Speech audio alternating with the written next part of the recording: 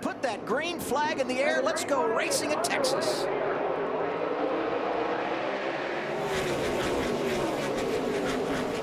You could see Kyle Busch spun his tires a bit on that start. It looked like that was going to be an advantage for Eric Jones. He got a push from Kyle Larson. Can they get up beside Busch? Yeah, and you saw Busch pull away a little bit. Once he got a little bit of a run, he wanted to separate himself. He's got out there. He's got that front lane. He's definitely blocking his. Ryan Preece. Problems off at turn 2. Doesn't look like he hit anything too hard. Every race this year, we've had a caution within the first 10 laps, and the trend continues. Looks like the 01 car down on the inside of another car. He just spins sideways. And guys, Carl, you know this. We're going to have to really watch these cars. They get very aerodynamically loose when they're racing side by side in the corners. Right, and that's the first time he's probably run in a group like that here with this car. Conditions are a little bit different. He did a really good job of staying in the throttle, making sure it was sideways, and he got it all locked down and didn't include anyone else in the wreck. That was great. Let's look and see what happened to the 48 of Brennan Poole bringing out the caution. Just loses the right front. We watched him go down the back straightaway, Carl. You could see that tire come apart. Yes. Listen. Oh. And with Chad Norris as a crew chief, they probably ran over something. Poole was 10th when he hit the wall. Under caution for the 3rd time tonight, and I don't know what it is about drivers running 10th. Brennan Poole was in that position, blew a tire, hit the wall. Daniel Suarez scored 10th, spins off of turn 4. That's the reason for the yellow flag. And we haven't seen what caused the spin yet. He's definitely got a flat right rear. He's trying to get back to pit road. He's driving all the way around the racetrack, and this is that point where you can blow that right rear and just kill the car. So hopefully that doesn't happen. 6 on that last exchange. Let's see what happened with Suarez. Runs in really high on the outside and just gets loose. You wonder if the tire was low there, Carl. Yeah, that's hard to say. Looks like they're up right there. Tire's up. Yeah, let's hear what Matt has to say. Sometimes you can't tell. That tire might have been low when he went in the corner. Looked awfully loose. About 6 laps before this spin, now Daniel had reported to his team that the car had once again, remember that first run, it was extremely loose. Same scenario on the second run. Started out super tight. Enough for the donation. And we got a crash up there. Still coming at you from below. Jeb Burton around. Hang on to him, man. Still coming at you. Easy, right there. Blake Cook had really battled back after fluke conditions here yesterday. Limited time on track, qualified decent, had worked their way to the top 15, and Jeb Burton had a decent night going as well. These cars really have started to slip and slide during this run. Tire trouble there, it looks like, for the 43. Oh, and man, just nowhere to go. And Carl, you know you can't cut that thing to the left. You're committed to the high side. There just was no way for Cook to make his way under Jeb. It's kind of a decel area too. There's just nothing you can do. I mean, that's and when the 43 car hit the wall, it really slows him down a lot. Look at the job Ross Chastain does just to barely slip by. Blake Cook not so fortunate. They were racing for 17th on track when the incident happened.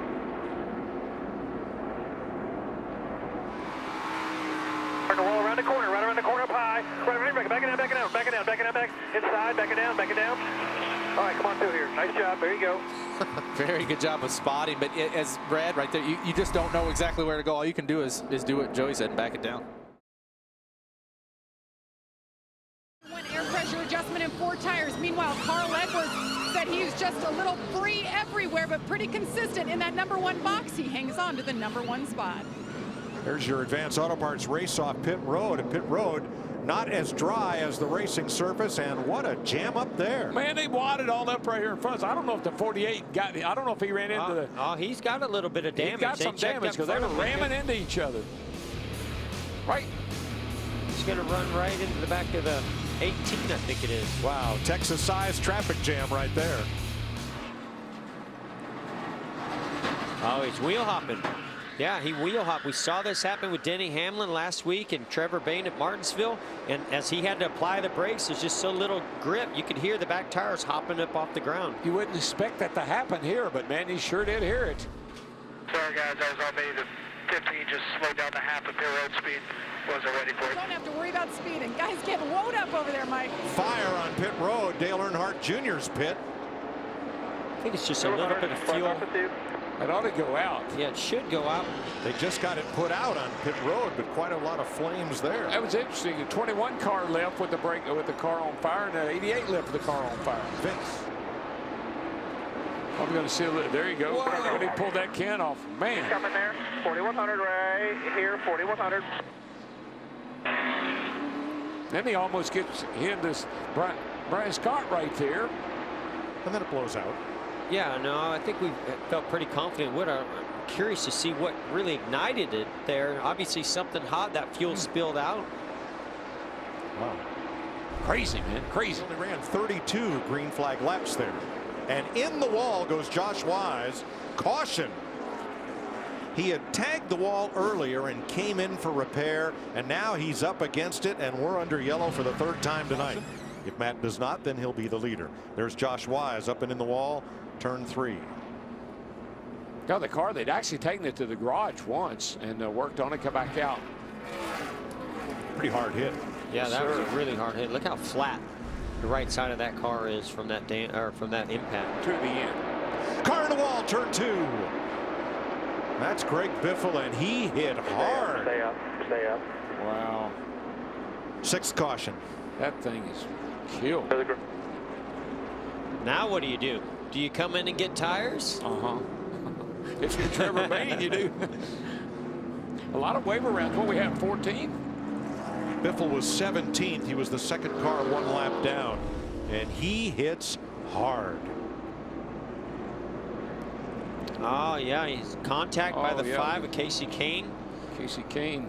Biffle, left a little bit of a door open there, was closing it, and the 5 just put it right, there, and there was just no room.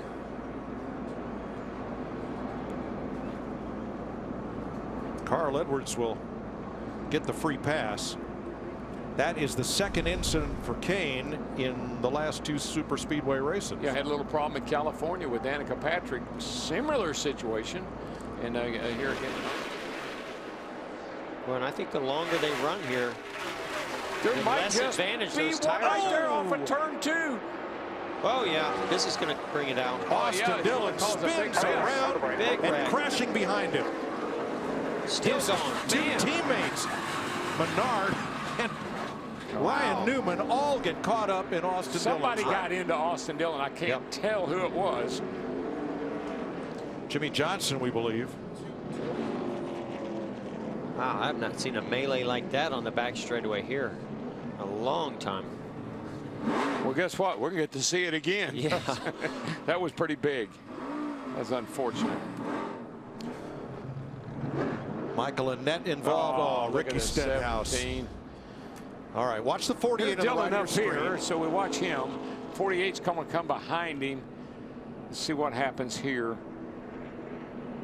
See the closing rate of those newer tires. The 11 kind of got him loose and got him up the racetrack, and then right in front of the 48. I think you're right. He comes across right in front of Stenhouse. Oh, Stenhouse just clipped him. Nailed him. That's going to really hurt that left front fender. I think it's look at all 3 of the Childress cars piled up there. So you can see the 3 of Austin trying to get down, but the right in front of the 11 gets him loose. He goes up the racetrack. Jimmy's checked up sideways, trying not to get into him. Stay off of him. Wow, look at that. Amazing save by Jimmy. Boy, and by Trevor Bayne, who got almost sideways. Oh, yeah, you're right. That 3 like a pinball. 17's pretty bad. Well, he tried to pull it down in front of the 11. The 11 sent him into me, and then I finished him off. You okay on your car? Yeah, I just tapped him. He just tried shutting the door on the 11, and it wasn't going to happen. And that's the downside to staying in it. 20 half back, trying to get a run here inside. Checking up front, watch, easy, inside. Keep coming, yellow's out. We get looking low, inside, got to spin here, back it down, slow down.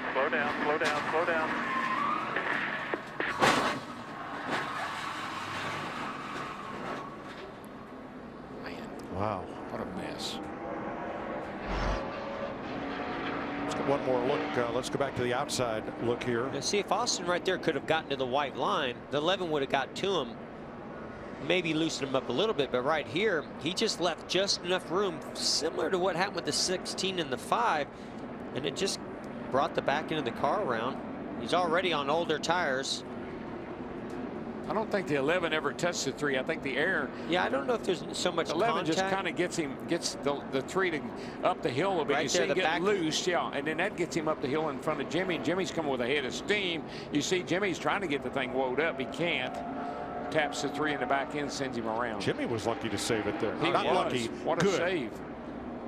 Look at Harvick coming through there. Somebody turned Boyer there in the back, right in front of Menard. And that's where the 14 got all involved, along with Newman and Annette. All Let's 3 watch Childress cars. and listen.